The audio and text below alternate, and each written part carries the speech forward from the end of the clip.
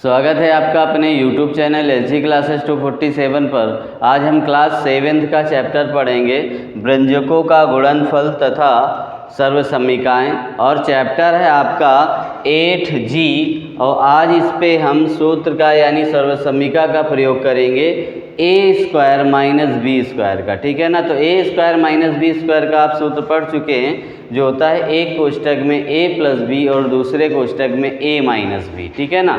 तो यहाँ पर देखिए पहला सवाल दे रखा है, यानी सर्वसमीका a + b a - b a बराबर a² - b² का प्रयोग करके गुणनफल हमें ज्ञात करना है। ठीक है।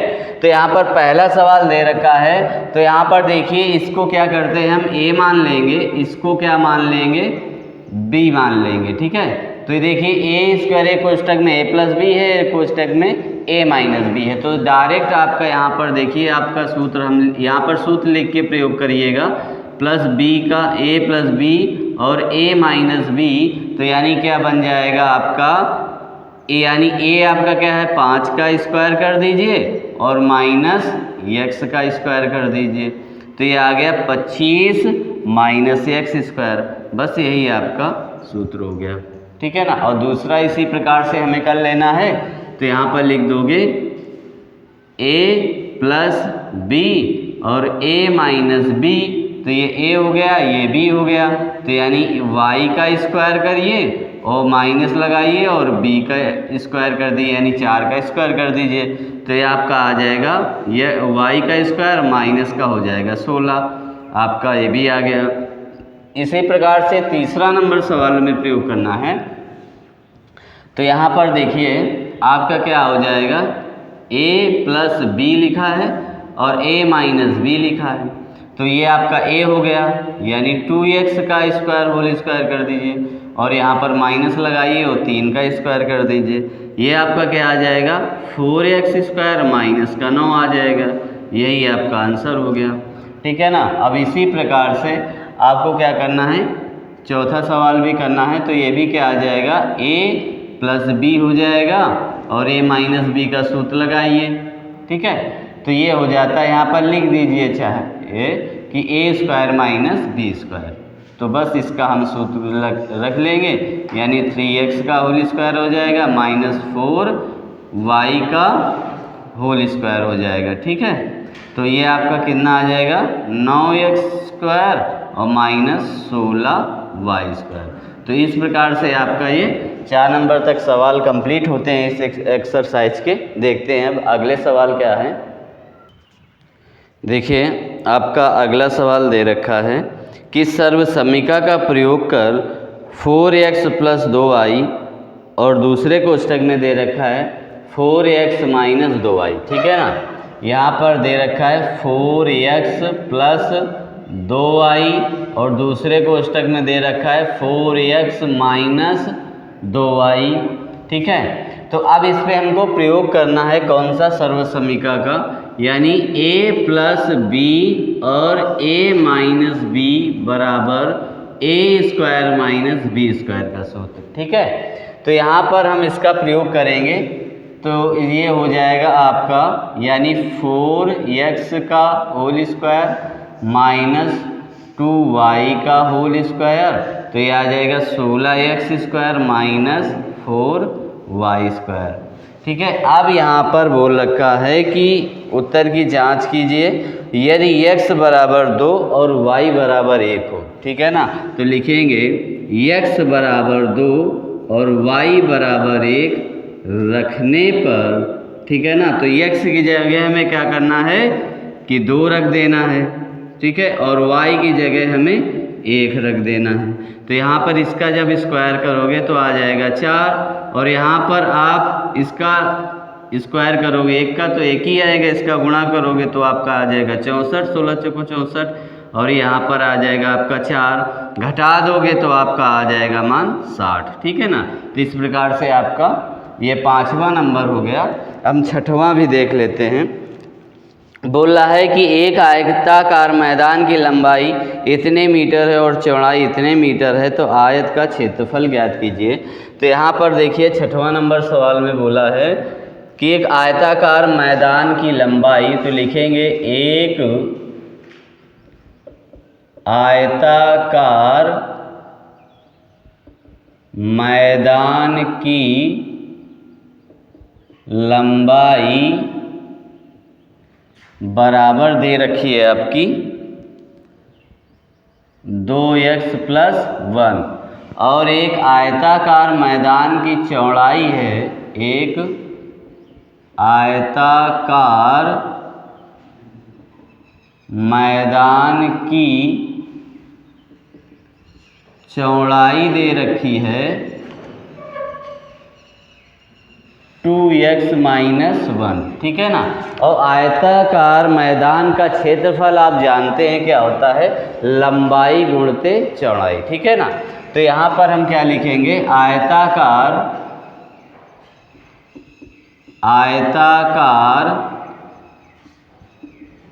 मैदान का क्षेत्रफल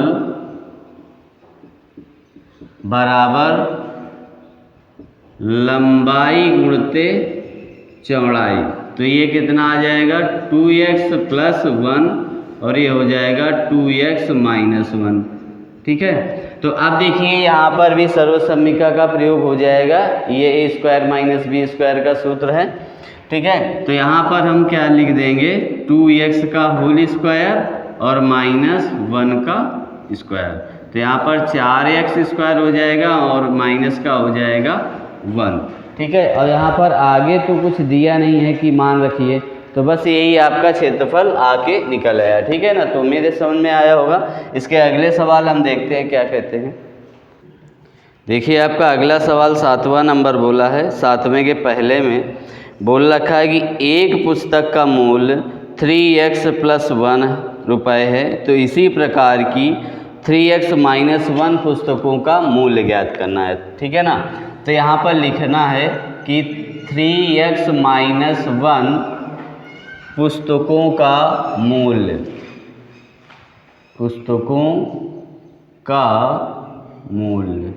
ठीक है। तो यहाँ पर देखिए, यानी एक पुस्तक का इतना मूल्य है तो इतनी पुस्तकों का कितना होगा, तो यानी आप गुणा ही करते हैं। मान लीजिए एक मार्कर का मूल्य है 10 रुपये, तो पूछा जाए 5 मार्करों का मूल्य क्या होगा, तो 10 × 5 ही करोगे आप, ठीक है ना। तो यहाँ पर इसी प्रकार से इसका गुणा कर देना है, यानी 3x + 1 हो जाएगा और 3x - 1 हो जाएगा, ठीक है। अब देखिए ये बन गया आपका कौन सा, a² - b² का सूत्र, यानी कोष्टक में a + b, एक कोष्टक में a - b, ठीक है। तो यहाँ पर इसको भी इसी प्रकार से कर लेंगे, यानी 3 का होल स्क्वायर - 1 का होल स्क्वायर, तो ये आ जाएगा आपका 9x² और यहाँ पर आ जाएगा 9, ठीक है। एक आ जाएगा। अब दूसरे में बोला है यदि x = 3 हो तो पुस्तकों की संख्या कितनी होगी, ठीक है ना। यदि x = 3 हो तो पुस्तकों की संख्या कितनी होगी। तो यहाँ पर संख्या बोल रखा है ना, तो यहाँ पर संख्या कितनी दे रखी है 3x, यानी पुस्तकों की संख्या कितनी है, ठीक है। यानी दूसरा नंबर है, तो पुस्तकों की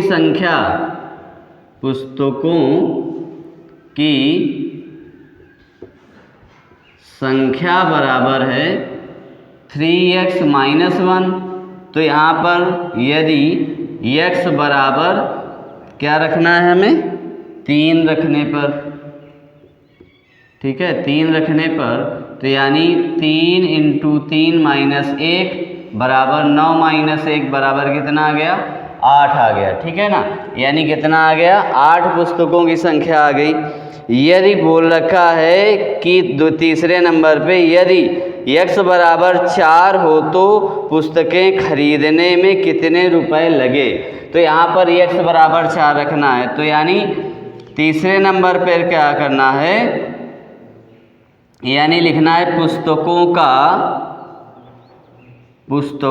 का कुल मूल्य, ठीक है ना। कुल मूल्य बराबर कितना है, 9x² - 1 और यहाँ पर लिख देना है x बराबर 4 रखने पर, ठीक है ना। तो x बराबर 4 यानी 4 का स्क्वायर कर देना है -1, तो ये देखिए आ जाएगा 4 चौको 16 माइनस 1, तो 16 नहीं है 144 होता है आपका -1, तो यहाँ पर कितना आ जाएगा 143 रुपये, यानी पुस्तकों के मूल्य कितना आ गया 143 रुपये आ गया। तो उम्मीद है आपको समझ में आया होगा। अब देखते हैं इसका अगला सवाल क्या कहता है। तो अगला सवाल आपका कहता है यहाँ पर सर्वसम्मिका का प्रयोग करके निम्नलिखित के मान ज्ञात करने हैं, ठीक है ना। तो यहाँ पर 8वां नंबर है सर्वसम्मिका का प्रयोग करके, यानी दे रखा है कि 153 का होल स्क्वायर माइनस 147 का होल स्क्वायर, ये सर्वसम्मिका का प्रयोग करना है, ठीक है ना। तो इसका आप जानते हैं सूत्र क्या होता है, ए स्क्वायर माइनस बी स्क्वायर बराबर होता है एक कोष्टक में a प्लस बी और दूसरे कोष्टक में a माइनस बी, ठीक है ना। तो इसको a मान लेंगे, इसको b मान लेंगे। तो यहाँ पर आप रखेंगे 153 का होल स्क्वायर माइनस 147 का होल स्क्वायर बराबर, ये आपका आ जाएगा 153 प्लस का 147 और ये आ जाएगा 153 माइनस का 147, ठीक है। तो इसको देखिए जब आप जोड़ोगे तो 200 आ जाएगा, ठीक है। और इसको क्या करोगे गुणांक में, इसको जब घटाओगे तो यहाँ पर देखिए कितना आ जाएगा 6 आ जाएगा, ठीक है ना। तो यहाँ पर 6 आ गया, गुणा कर दोगे तो आ जाएगा 1200, ठीक है ना। तो इस प्रकार से आपका यह 9वां नंबर हो गया और 8वां नंबर हो गया। 9वां नंबर हम देख लेते हैं। तो यहाँ पर देखिए दे रखा है कि 12.1 का होल स्क्वायर माइनस 7.9 का होल स्क्वायर। तो ये भी देखिए इसी सूत्र में रखा है। तो यहाँ पर क्या हो जाएगा ए स्क्वायर माइनस बी स्क्वायर बराबर हो जाएगा एक कोष्टक में a प्लस बी और एक कोष्टक में a माइनस बी, ठीक है। देखिए आपका यहाँ पर जब ऐड करोगे तो ये 300 होगा, ठीक है। तो 300 यानी 1800, ठीक है। अब इसको देखिए यहाँ पर हम इसका प्रयोग करेंगे तो देखिए लिखेंगे कि 12.1 का होल स्क्वायर माइनस 7.9 का होल स्क्वायर बराबर एक कोष्टक में a प्लस बी कर देना है, यानी 12.1 प्लस 7.9 और एक हो जाएगा 12.1 माइनस 7.9, ठीक है। तो आप देखिए इसको जब हम जोड़ेंगे तो देखिए आ जाएगा, एक इस पे जोड़ दोगे तो हो जाएगा पूरा 8, तो ये हो जाएगा आपका 20, ठीक है ना। तो 20 आ गया इंटू, अब इस पे घटाना है तो देखिए दशमलव में है तो घटाने में आपको समझा देते हैं। इस प्रकार से लिखोगे 7.9 लिखोगे, देखिए एक हासिल लोगे तो 11 हो जाएगा, तो यहाँ पर 2 बचेगा, यहाँ पर कितना आ गया आपका 4 हो जाएगा, 11 हो गया, तो यहाँ पर 4 आ जाएगा। तो ये आ गया आपका कितना 4.2, तो 42 दूना होता है 84, ठीक है ना। तो 84 हो गया और 0 लगा दोगे 0.1 अंक बाद तो आ गया कितना आपका 84 आंसर आ गया, ठीक है। तो उम्मीद है आपको समझ में आया होगा। और आखिरी सवाल इसका हम देख लेते हैं। देखिए ये 10वां नंबर भी देख लेते हैं, 8G का ये लास्ट सवाल है। तो इसको भी सर्वसम्मिका के रूप में हमें हल करना है। तो यानी क्या होता है a square minus B square बराबर आ जाता है आपका a प्लस बी और a माइनस बी, ठीक है। तो इसको हम रखेंगे यानी 983 का होल स्क्वायर माइनस 17 का होल स्क्वायर बराबर आपका आ जाएगा एक कोष्टक में a प्लस बी, यानी 983 प्लस का 17 हो जाएगा और एक हो जाएगा 983 माइनस का 17 हो जाएगा, ठीक है। तो आप देखिए जब इसको जोड़ेंगे तो आ जाएगा 1000, ठीक है। और इसको जब आप घटाएंगे तो देखिए 13 में 7 जाएगा तो 6 आ जाएगा और 7 बचा तो एक जाएगा तो 6 आ जाएगा। यहाँ पर 9 आ गया, तो 966 हो गया। अब 1000 का आप गुणा करा दोगे तो आप जानते हैं किस प्रकार से आएंगे, बस 3 जीरो ऐड कर देनी है। तो इस प्रकार से आपका ये आंसर आ गया और ये आपका 8G चैप्टर भी समाप्त होता है। तो उम्मीद है आपको समझ में आया होगा अभ्यास आपकी। तो यदि अभ्यास समझ में आई है तो लाइक करें, यदि चैनल पर नए हैं तो सब्सक्राइब करें और बेल आइकन को दबाना ना भूलें और वीडियो को ज़्यादा से ज़्यादा शेयर कीजिए। तो मिलते हैं फिर नेक्स्ट वीडियो पर नए चैप्टर के साथ, तब तक के लिए धन्यवाद।